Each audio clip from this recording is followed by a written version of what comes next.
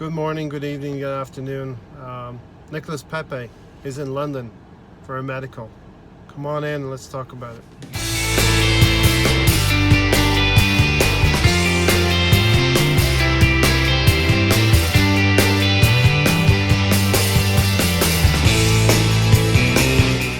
Hi everyone, thanks for coming in, watching another episode of Arsenal Fan Circle.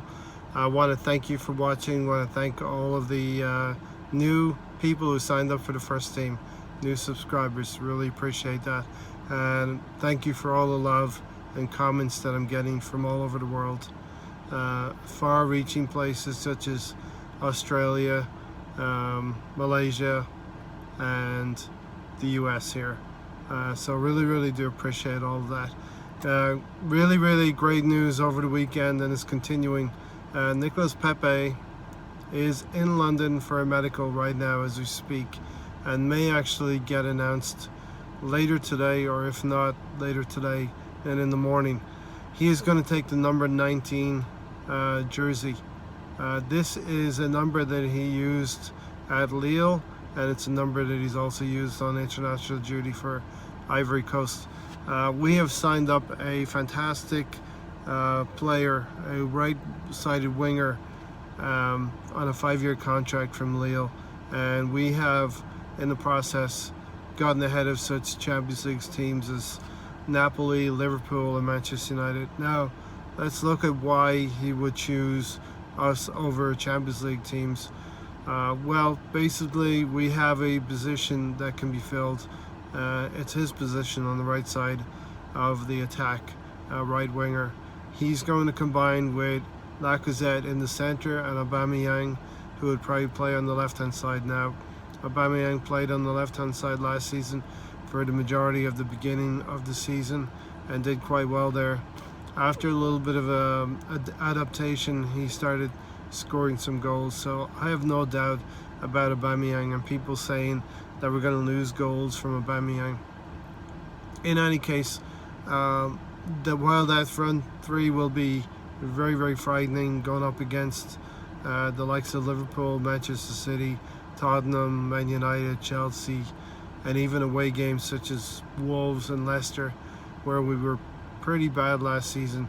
Now we have a real trio who's going to score goals. They're not all going to play games together, and Aubameyang will have games where he plays up front by himself. But we're going to have Pepe to join in the mix. Imagine Pepe, he's a marquee signing, a real statement from the club, joining in with Ozil, Aubameyang, Lacazette, Iwobi, Ceballos, and academy players like Willock and Emile Smith-Rowe. Even Reece Nelson is going to get some games where he will be able to play with Pepe, I would say. Even though they ostensibly play in the same position. Pepe can play on the left-hand side. Remember, he is left-footed. Now, he's going to play on the right, and he does like to cut inside, so he's going to be a kind of a winger who likes to cut inside. The likes of Alexis Sanchez like to do that from the left-hand side, and a type of Arjen Robben, he likes to cut in from the right-hand side. So that's the kind of player we're going to get. I'm very excited with Ceballos and Pepe coming to the team. They are going to make us transition quicker from defense into attack, and our play should be a little bit quicker.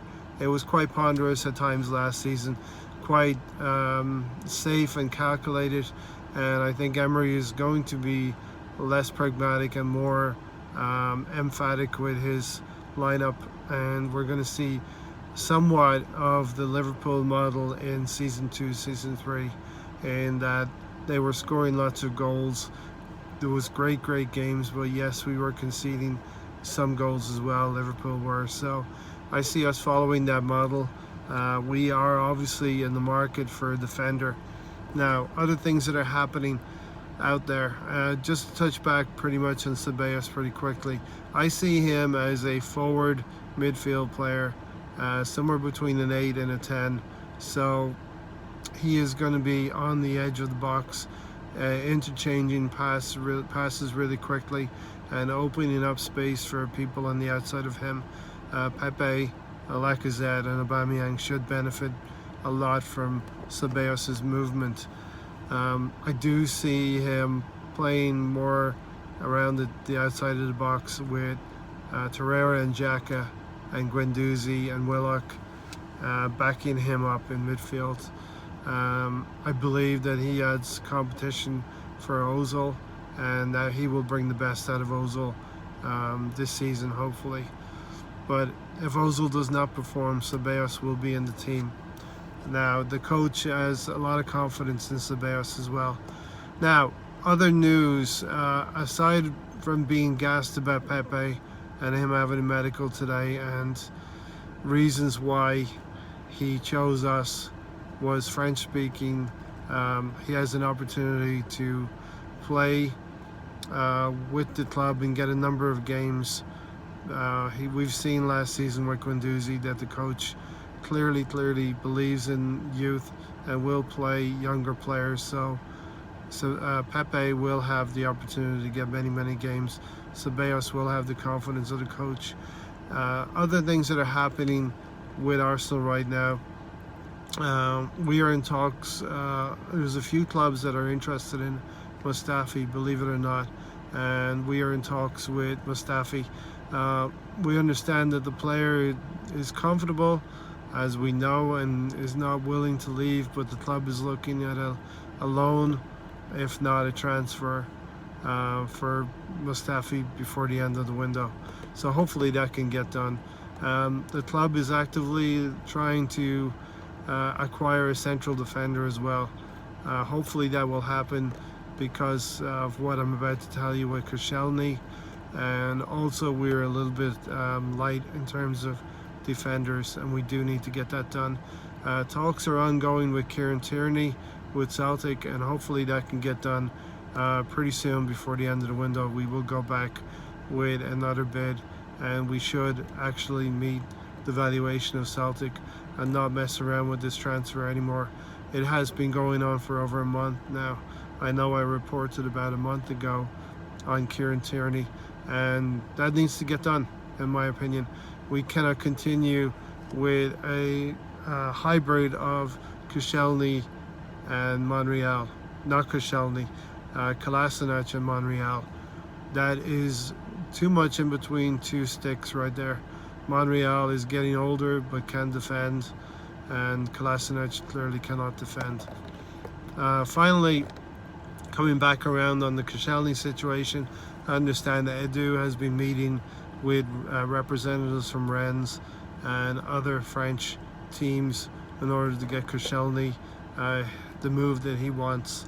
It would be not a good situation if Koscielny did not move on by the end of this window. It would just drag out a bad situation, and we need to put a full stop under the Koscielny situation.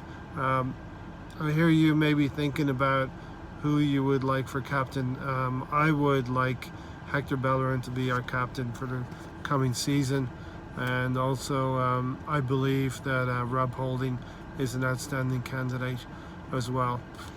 I understand that Emery may go forward with 5 captains, something which I disagree with, but really is a captain these days a very important thing for the club? Probably not so much. Even Xhaka may get the job as well, because he seems to be auditioning quite well for it. Can't believe that it's been a week since the Real Madrid game, which I attended, and if you have an opportunity, go back and check that out. We also had a great show with James Rowe on Sunday talking about Pepe and all of this stuff. So Josh Kroenke, we are getting excited. There is some work to be done still. Pepe looks to be getting done, and the smile is getting broader and broader on my face. So hey, if you're new to this channel, if you're stopped by, you're browsing, you're not subscribed already, sign up for the first team, hit that subscriber button, hit the bell notification down below, and you'll be well on your way to the first team. And I will talk to you guys soon.